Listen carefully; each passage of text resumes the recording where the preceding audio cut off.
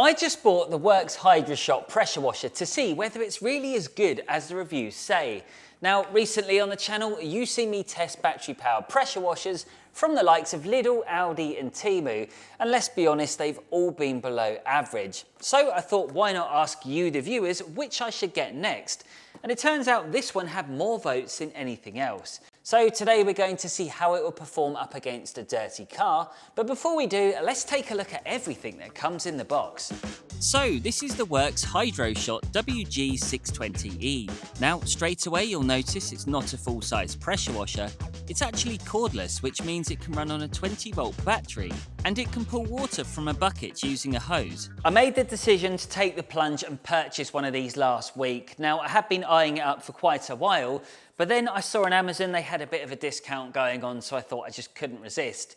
Now I did pay £114 for this, and I'm hoping it's not going to be 114 quid down the drain.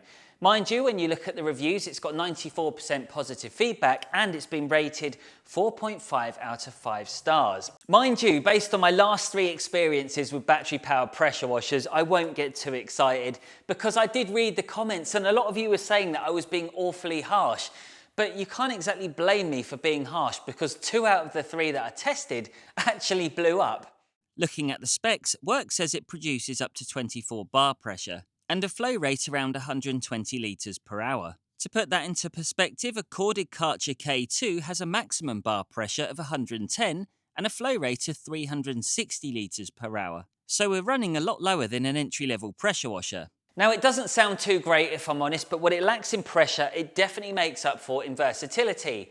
Bearing in mind it's still 10 times more pressure than a standard garden hose, and you've got to remember you can take this anywhere you go. You don't need a power point as long as you've got a water source, whether it's a container or a bucket, and you've got a fully charged battery, you're going to have no issues. The build quality feels solid, but not overwhelmingly heavy. By comparison, the Parkside pressure washer I tested last time, I would say this feels on par. And the similarities are uncanny. I'm just praying this one would perform better.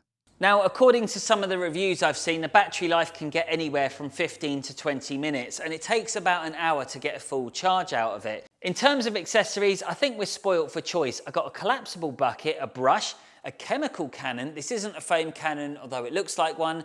All it's going to do is just spew out light bubbles at best. But speaking of foam cannons, I did notice that we have got a quick release, which means I can put on my fancy pants foam cannon, so later on we'll see whether that actually works or not. Also, the little nozzle has got 5 different settings. We've got 0, 15, 25 and a 40, and it also, ow, I pinched my finger, and it also comes with a shower function as well. So I think with that being said, we've got enough here to work with. I think it's about time we get outside and give the car a wash. With the battery fully charged, I got my chemical cannon topped up, ready to test it out on Matt's Hyundai. All I needed to do now was clip the hose onto the box, which was easier said than done. As this was just a quick wash, I only broke out the essentials, plus that weather was atrocious. What a day for car cleaning. It's going to hammer it down any minute. I quickly whizzed around with the wheel cleaner and the pre-wash in one hit because I wanted to maximise the battery usage on the power shot. Plus, there was no real danger of chemicals drying out on the paint. Right, here goes nothing. Wish me luck. It's coming. Hey? I probably should have done this before I put the chemicals on. Oh, hang on, hang on.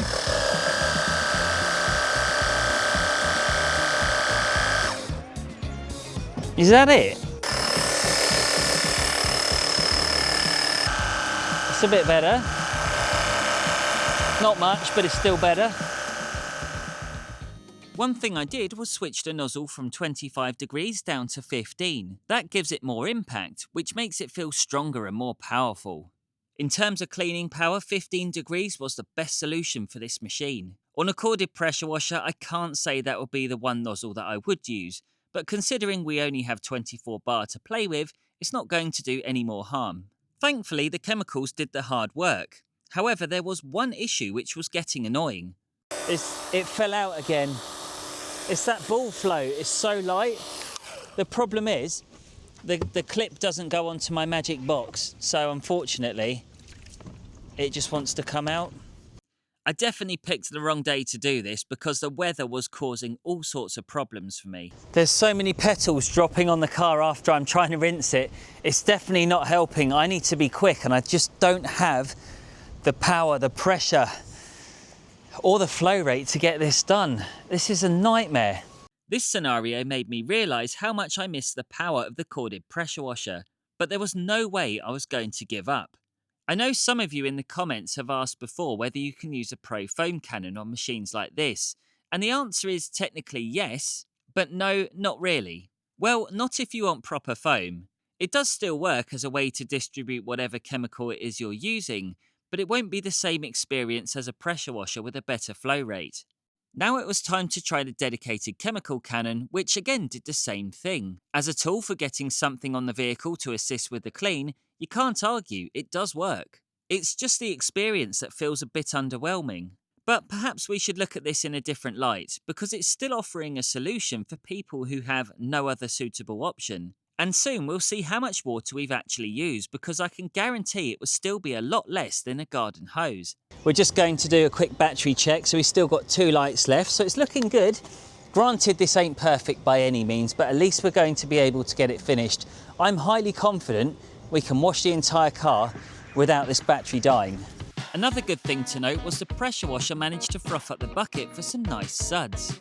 And I was able to get around the car with a wash mitt very quickly, but the real issue was preserving the battery and still being able to rinse it all off afterwards. I've got a bit of a different strategy going on here for rinsing, because normally you can just hold the pressure washer, rinse all the chemicals off, but because I'm trying to use this sparingly, I'm basically just gradually walking around the car, getting it ever so slightly wet, and then I'm hoping some of that water is just going to take the bubbles with it. For cleaning up around the patio area, it was plenty good enough to blast away the loose dirt and leaves, albeit a painfully slow process. Is it good enough for a deep clean? Definitely not, but it still had its uses. The area where it really excelled for me was using it on the windows and the signage outside the unit. I reckon if you did use the chemical bottle and the brush, you should easily be able to clean things like garden furniture, bins and bicycles. The battery was hanging on by a thread, but I was in touching distance of getting this awful looking car complete. But then, surprise surprise, the inevitable happened. And no, this time it wasn't the pressure washer dying. Oh, come on. I've just rinsed that. Look at it. Car cleaning in Britain. Let's start off with the positives, because I can safely say I did manage to wash an entire car without the battery dying, which I think is a first for me.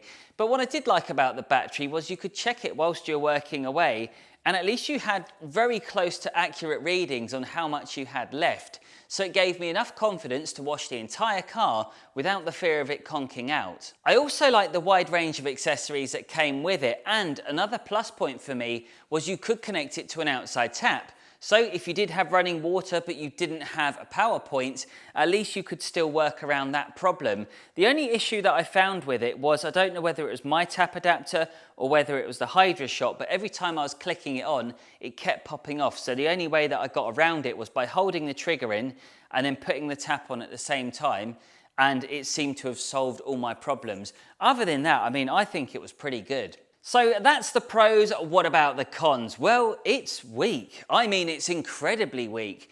The reality is you won't be able to wash your car to the highest possible standards, but if that's not much of an issue for you, then I'd still recommend that you could go for something like this. It's definitely a good brand based on my own experience. The only problem that I see now is they've brought out a newer model which offers up to 56 bar, which is more than double what I've got in my hand. And I am thinking of buying one soon because I'd like to try it out, because although this is a massive improvement from my Lidl Parkside pressure washer, I still feel that we're slightly off the mark in terms of what can actually be achieved with a battery model. Mind you, I did get away with using one battery, but the standard on that wash was shockingly bad. Definitely not my best work. So I did have to cut corners to make it realistically work. So if you are going to buy one of these, honestly, I recommend you get 2 batteries. It's a good machine, but that's as far as it goes for me. And that's not me having a dig at the brand in any way. I'm just saying the technology, I can't get to grips with it yet. Now, I have used very powerful battery-powered pressure washers in the past. It had 36 volts and it produced up to 150 bar pressure.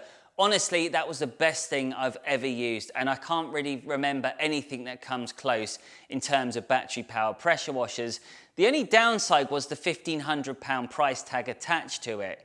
So the goal for me is to find something less than 400 that offers enough power to clean a car properly. So I think for now I'm just going to stick with the corded model. And thankfully I've already made a fair few videos on domestic pressure washers, which you can watch right here.